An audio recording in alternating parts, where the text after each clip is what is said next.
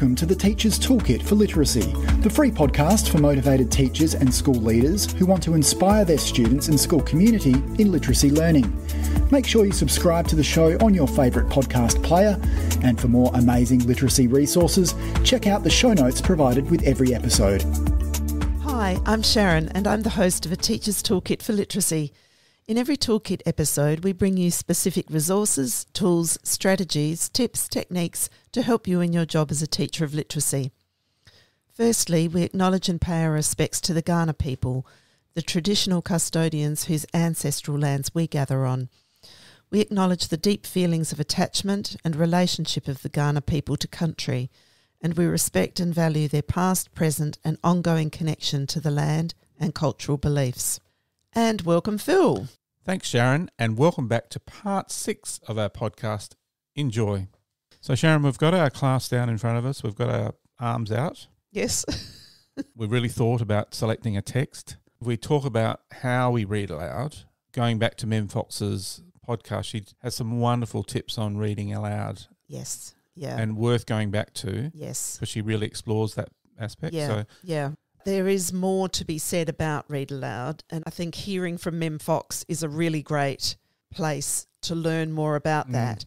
What I really wanted to, in this part of the podcast though, is to just reiterate the value and importance of making it. So Allington talks about it should be an intentional part of every day. It isn't just an every now and then, I haven't got an opportunity to fit it in. Once we've got read-alouds on the go, children will demand it of you. And if you're bringing good read-alouds, if you're honouring the process, giving it the attention, getting everyone close, choosing books by what you're noticing. I'm just going to go back to that choice of book. Teachers will often say to me, I'd really need to find a book that this is everyone's interest in the class, or, it's such a broad range of interests. Like, how do I find a book that's going to match them? You need to notice what experiences do you need to bring to them through the read aloud. Bring them things that aren't yet part of their experience. That's exciting. Rather than trying to give them more of what's in their experience. That's a really good point. Yeah. Because you're expanding their world. Yes. We really want to take them further. We want them to be curious about other things, about things that they never had thought about. And so therefore we do want to bring different kinds of genres to them. I haven't even mentioned chapter books are a critical part of reading aloud in 3 to 6, because they're the kinds of books we're wanting our students to be engaging with themselves, to really know, how do I do the thinking right through a chapter book? How do I get into it, and how do I sustain myself through an entire chapter book? So that choice, and yes, there's Emily Rodda.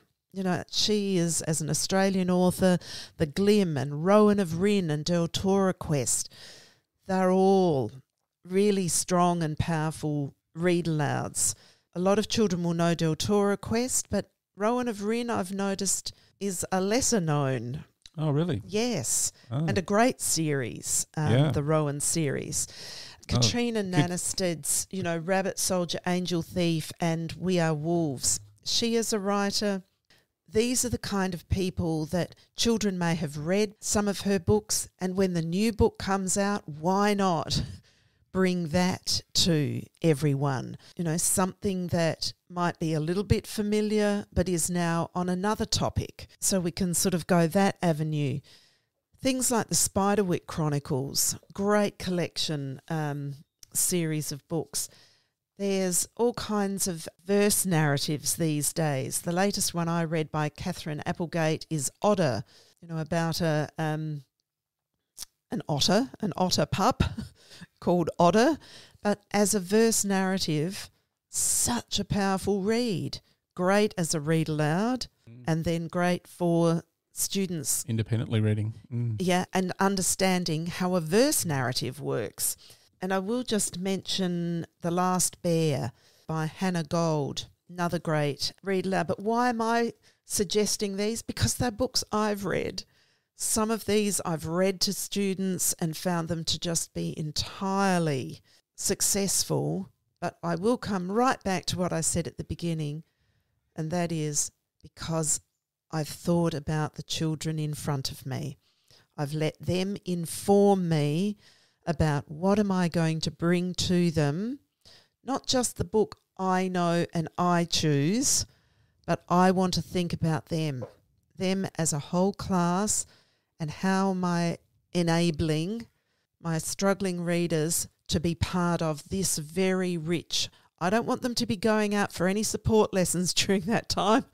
I want them to be a solid part of that daily read aloud time, day upon day, to listen, to be thinking about, to be talking about with their peers. To be talking about it with their peers is so important for them, because they are now in that, Frank Smith called, they're now in the literacy club in an entirely different way than they may have ever experienced, because it may have been that they're only experiencing other kinds of reading strategies, not the big fullness of what it is to be a big thinker, big understander of how texts work, building my vocabulary, all of those points that we talked about.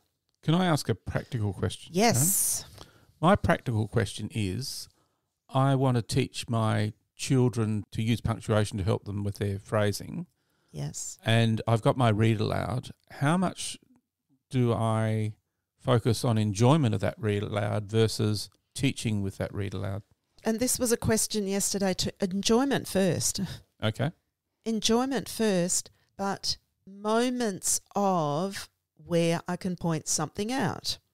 But not so many interruptions that it's going to... No. So on this day, if I've noticed that my children are, as a fluency aspect to their reading, I've noticed they're not attending to punctuation. And in more complex texts, there is greater use of punctuation. So I might pull a sentence from our read aloud, and I might have that up. And I might say that during our read aloud today, we're going to come across this sentence. I want you to listen to how I read it. And as I'm reading it, you can see how it's written. And then I can get them immediately doing the thinking about, all right, so, and what does that mean? Yeah. I don't have to sit and ask them about that. But then at the end of read aloud, I'm not going to stop there and then and talk about that whole sentence. I can come back to it at the end and just go, all right, so here's that sentence that I read. Let's look at the punctuation that was being used. How did we read it? Or how did I read it? Let's have a look at it. How would you read it?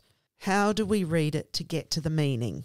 Now, I don't want to do too much work around that. I just want them to be able to see, that colon that's in there. How does that work? So that if they're coming across colons in their reading, they go, oh, that's how that works. I think what we can say, though, is that when we want to model things about being a reader, just always remember that your read aloud text is the place where you can model. Yep. And to model is critical and powerful. But you're not going to use it as a blow-by-blow modelling session. Teaching tool as you're reading. Just takes over, yes. Yeah. You're not stopping every sentence to, what comprehension strategy did we use there, or what punctuation did we hear or notice, or what. We've got to let the author do their work. Yep. And we've got to allow the listener the opportunity to do their work, to do the thinking. Where do I have questions? Where did I lose meaning? Where's the confusion? What's the question that I have here? But not for that to be a total interruption, but for that to be a wandering that we might hold. And in fact, I've got the question, but hold on, it just got answered. Yep. So we want that choice of text to be intentional, and we want to be able to teach things from there, but we are strategic and prudent about how much teaching Yes, I think we're doing. Mem Fox mentioned we need to let the writer talk directly to the children. Yes, yeah. And not get in their way. Yeah. And Read Aloud allows us to do that. But yes. But there can be some teaching, but mostly it's the writer. Yeah. And maybe think about extracting your teaching at a different time, as in, on specific things. Let's say on a fluency strategy, why not during my reading workshop and during the mini lesson, why not take a sentence from our Read Aloud and let's look at that and how it worked and how we read that with a fluency. And then that's what they're trying out in their own reading that day or noticing. I think you want to let the Read Aloud be the Read Aloud. Yep. You want it to, otherwise you're cutting a Read Aloud into a very small part Read Aloud and a lot of teaching. You're dissecting it. Yeah, yeah. So the Read Aloud really is, and to quote Allington and Gabriel, it is a high impact, low input strategy. It is underutilised. So an underutilised and underused component of the kind of instruction that supports all readers. So it's one of the most powerful tools we have, but we could use it more often. Yes, yeah. They categorise it as low input because it doesn't require a whole lot of special materials. It requires one adult, a fluent adult, and a collection of books across the year, or a selection of books across the year. What it does require, and I think this is the fundamental point of it, is that it does require a decision to use class time more effectively to ensure that every child every day hears a fluent adult read. Yep. And the important point here is that it's the kind of instruction that supports all readers.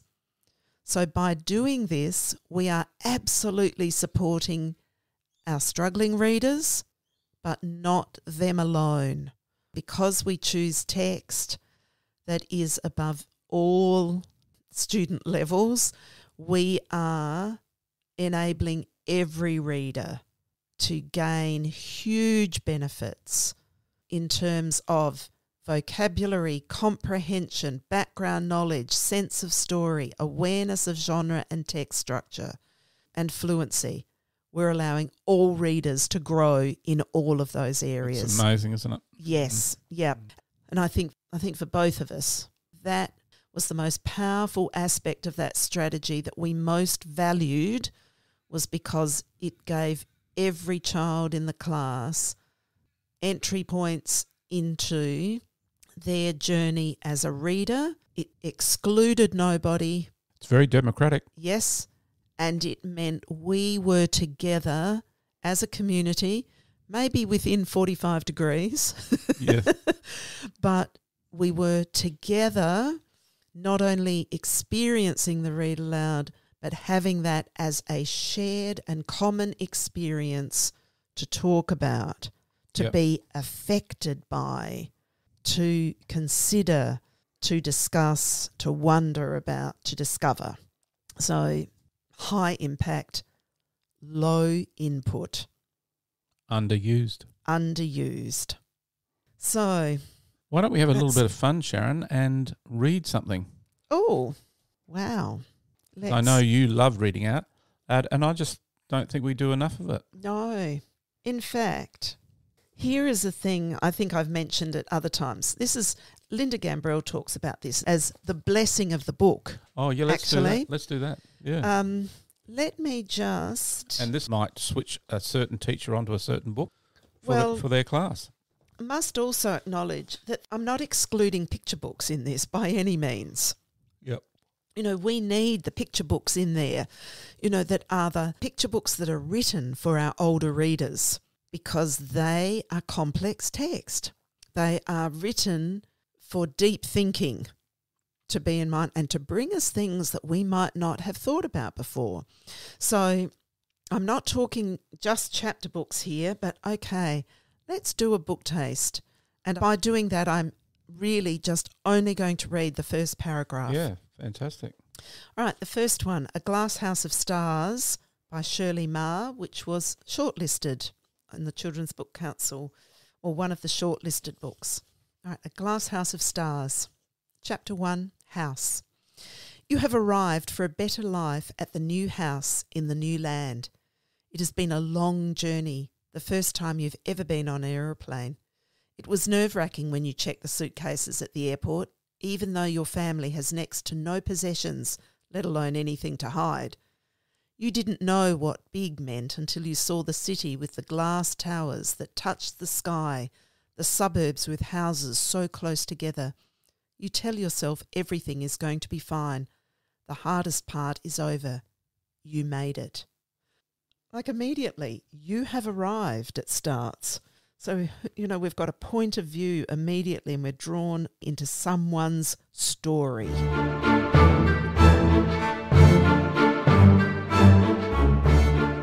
Hi everyone, just a little Teachific promotion here. We encourage you to become a member and access thousands of quality literacy resources through teachific.com.au. These have been developed from real work in Australian classrooms. We also have a growing number of online courses with expert presenters to guide you in the how-to of great teaching and learning. Bye for now.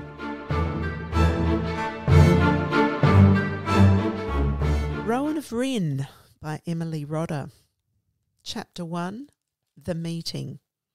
One morning, the people of Rin woke to find that the stream that flowed through the mountain and through their village had slowed to a trickle. By nightfall, even that small flow had stopped. The mill wheel lay idle. There was no water to turn its heavy blades. The Bookshire drinking pool on the other side of the village was still. No bubbling stream was stirring it into life and keeping it topped up to the brim. Straight into a huge event and straight into the problem. Emily Rodda, Rowan of Rin, and there's a series of those. Yes. Yep. The Spiderwick Chronicles. I'm here. This is the second book I've opened that has a map at the front. We love a book with a map. Mm. So the Spiderwick Chronicles, I'm in the first one called The Field Guide. Chapter 1, in which the Grace children get acquainted with their new home. If someone had asked Jared Grace what jobs his brother and sister would have when they grew up, he would have had no trouble replying. He would have said that his brother Simon would either be a veterinarian or a lion tamer. He would have said that his sister Mallory would either be an Olympic fencer or in jail for stabbing someone with a sword. But he wouldn't say what job he would grow up to have. Not that anyone asked him. Not that anyone asked him his opinion on anything at all. Just marvellous beginnings, aren't they? Yep. Fergus Crane by Paul Stewart and Chris Riddell. Chris Riddell, a lot of you will know as an illustrator. Marvellous. Oh, bit of a theme here. The book starts with a map. We love those maps. Chapter 1.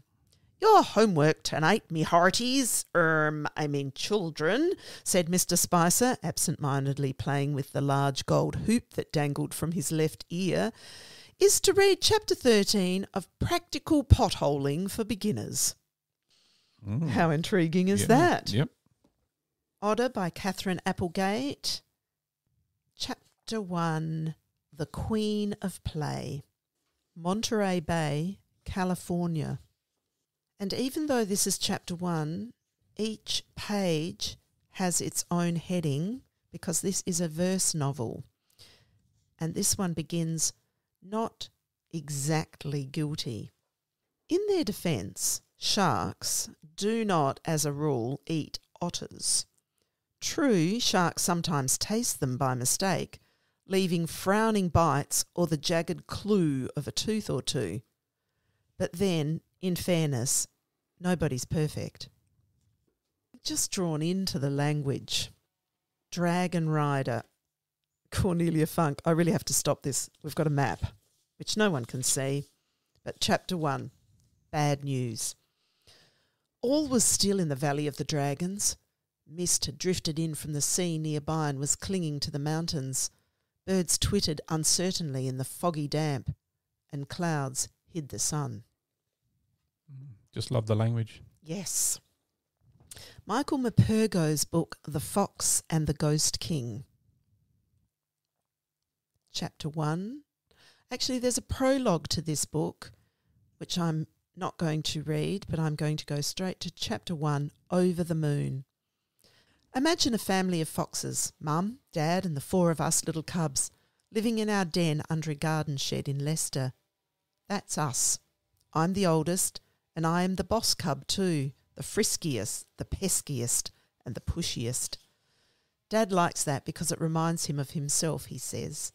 And that's why, if I pester him enough, he takes me out with him, now that I'm a little older, when he goes out on his hunting expeditions at night. Mum never does, because she says she hunts better without me there to worry about. And it's true. She always brings back a fat rabbit or a rat or a mole or a vole every time she goes out. Mum's milk is so good and tasty, and there's always enough for all of us. But she does snap at me when I push my sisters off to get the best place to feed. I reckon I could keep listening to that one. None of the others? Oh, all of the others, but that one, I like it. Beautiful. And Michael Morpurgo, we love him as an author. Yep. Pax by Sarah Penny Packer. The fox felt the car slow down before the boy did, as he felt everything first. Through the pads of his paws, along his spine, in the sensitive whiskers at his wrists. By the vibrations, he learned also that the road had grown coarser. He stretched up from his boy's lap and sniffed at threads of scent leaking in through the windows, which told him they were now travelling into woodlands. The sharp odours of pine, wood, bark, cones and needles slivered through the air like blades, but beneath that the fox recognised softer clover and wild garlic and ferns, and also 100 things he had never encountered before, but that smelled green and urgent. Oh. Like we just can't, none of us, well, unless I'm an author, but we don't speak like this. No. And so therefore, that's why we need. All of the children we need this. To hear every child. Yep. Like our struggling readers cannot afford to miss this. Mm. They so need this. They're so, and true story. I remember I've got year 4s. It's the end of the first day of school. I have a new boy new to the school in that class, and he has arrived as I already know he is a struggling reader because his mum has already told me. But I also know, because of the children that have come up to me, that I have 3 other struggling readers in that class. And my intention in the holidays was to find the book that I was going to begin with as my read aloud on day 1 of school for that year. After school, children had hardly been dismissed, and I have a mum back in the room of the very child who is the one who had started new at that school. And of course she was worried. It's year 4, he's new at the school, how will he fit in? She said, oh my goodness, he's been out, for a minute and he just cannot stop talking about the book that you have read to them today.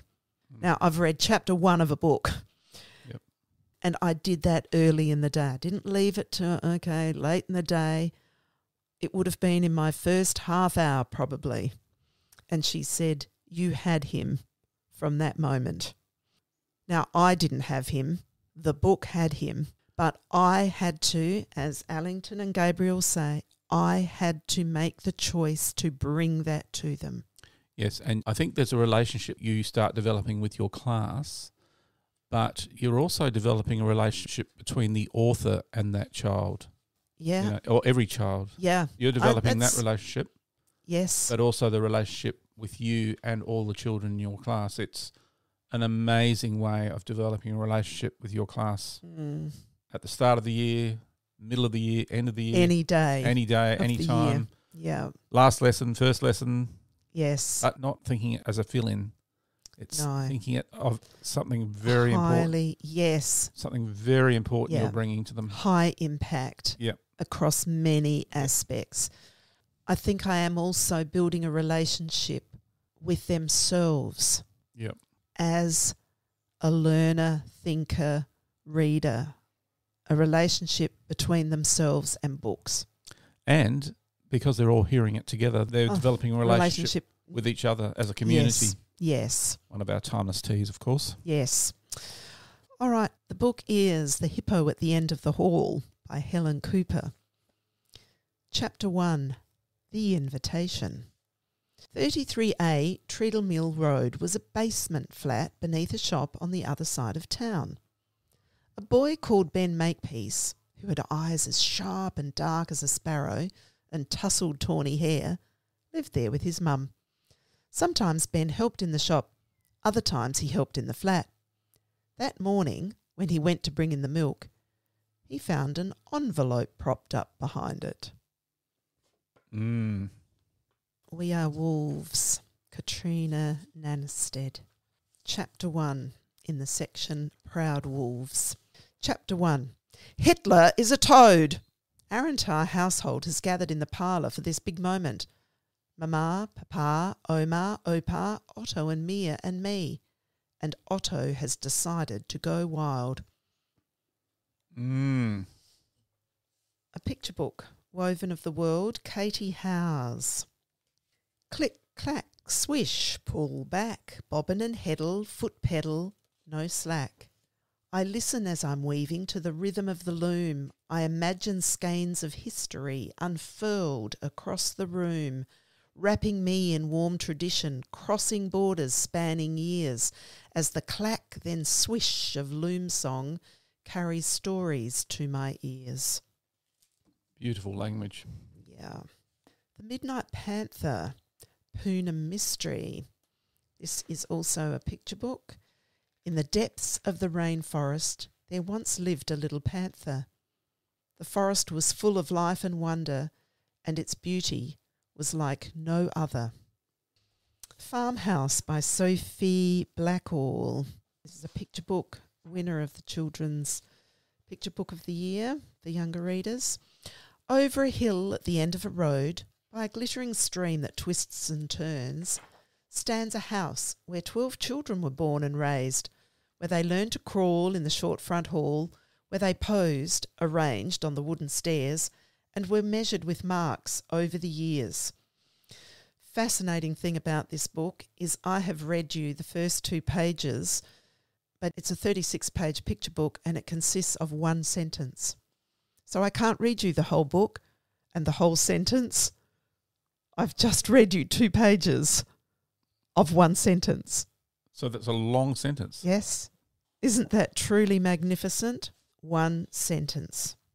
So you'd have to work out your own phrasing, I think. Well, in essence, it's almost a verse novel, but it's a picture book. Right. Oh, the Illustrated Encyclopedia of Peculiar Pairs in Nature, Sammy Bailey. Sammy Bailey's done a number of these books, also been on the Children's Book Awards. I'm just going to read you from one animal, but just as the read aloud, to hear how Sammy Bailey has both written, and you can't see the illustrations, but we will reference all of these books anyway. I love that the first thing I come across is how to say its name, its Latin name. There's a pronunciation guide for it. So I'm going to read to you about the marine iguana, and its Latin name is, I think it might actually be the Amblyringus critatus. Amblyringus critatus. See, the more I say it, the better I get at it. Description. The prehistoric-looking marine iguana is both intimidating and magnificent. This lizard has a unique skill. It can swim. Perched on its scaly head is the Floriana lava lizard, which takes its name from its habit of basking in the hot sun on old volcanic rocks. Actually, what I didn't say is that this is a pair of peculiar animals, the marine iguana and the Floriana lava lizard.